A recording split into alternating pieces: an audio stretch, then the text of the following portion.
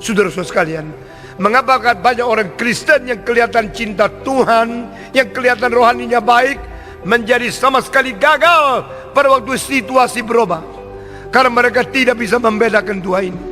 Nah, mereka tidak mau dengar khotbah dengan baik-baik, atau mereka mendengar tapi yang khotbah tidak mengkhotbahkan dengan baik-baik. Saudara-saudara, berbeda sekali engkau mengerti kebenaran dan tidak. Berbeda sekali engkau mengerti kebenaran dengan benar dan mengerti kebenaran dengan tidak mengerti dengan benar. Berbeda sekali antara engkau mengerti dan engkau salah mengerti kebenaran. Yang ini akibatnya adalah disebabkan pengkhotbah yang sendiri tidak mengerti lalu berani naik mimbar. Itu sebab di dalam gereja ini kita banyak menegur mereka yang sembarangan naik mimbar, gereja yang sembarangan pasang pelang gereja tapi tidak berfungsi dan tidak berbobot gereja. Itu menghancurkan banyak orang secara tidak sadar. Di dalam dunia akademik kita mengatakan orang tidak belajar dokter tidak boleh sembarang pasang dokter. Orang yang tidak mengerti Alkitab boleh sembarang pasang gereja dan menjadi pemimpin. Itu kekacauan dan standar yang rendah, yang berbeda dengan apa yang dituntut oleh dunia, yang terjadi yang disebut tubuh Kristus atau gereja. Tetapi celakanya, ini repotnya, celakanya sekali lagi, celakanya kita tidak ngerti ajaran yang benar, lalu gimana tahu ajaran yang sesat? Repot juga ya. Sehingga ada orang ajaran lemah, ada yang satu ajaran jadi lemah, lama-lama yang nggak terkontrol jadi sesat. Karena itu mari kita kuatkan yuk yang ajaran ini. Kita kuatkan yuk pemahaman kita. Caranya apa? Baca Alkitab. Tapi baca bukan seperti baca, saya itu baca Pak tiap hari. Tapi tidak mendalami, tidak memahami. Nah, itu rawan itu. Itu namanya membaca mantra itu, saudara. Alkitab bukan mantra, tetapi perenungan, pertanggungjawaban. Sehingga kita tidak mudah disesatkan. Sehingga seluruh aspek itu kita pahami. Semua dari Alkitab. Sehingga kita tidak menjadi tersesat, saudara-saudaraku. Tapi minimum walaupun kita belum menguasai. Bacaan tadi yang saya bilang, bacalah satu perikop. Kalau perlu belum ketemu satu pasal. Supaya ketemu inti beritanya itu apa. Sehingga engkau tidak menjadi salah. Pak, kalau gitu susah dong nyari orang Kristen. Masa kita ke gereja baca Alkitab lalu pulang mesti diskusi lagi? Yes.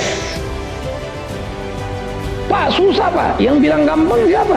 Tuhan Yesus kan udah bilang kalau aku mengutus kamu itu kemana? Seperti serigala ke tengah domba. Itulah dia yang utus kita. Susah kan ya? Memang susah. Coba bilang gampang. Yang bilang gampang itu sudah gak beres kan jadinya. Istilahnya gitu loh. Karena Alkitab tidak pernah bilang gampang.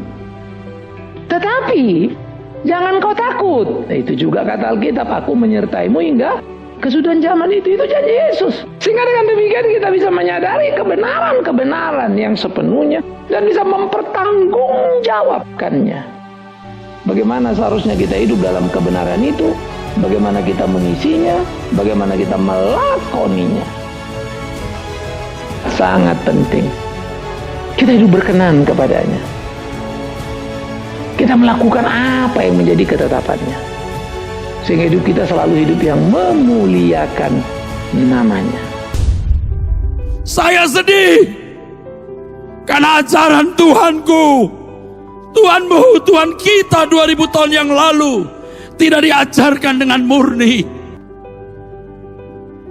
Kehidupan wajar anak dunia telah membutakan mata rohani banyak orang Kristen, sehingga mereka tidak mengenakan standar kebenaran firman Tuhan dalam perjanjian baru. Sehingga mereka tidak mengenakan standar kebenaran firman Tuhan dalam perjanjian baru.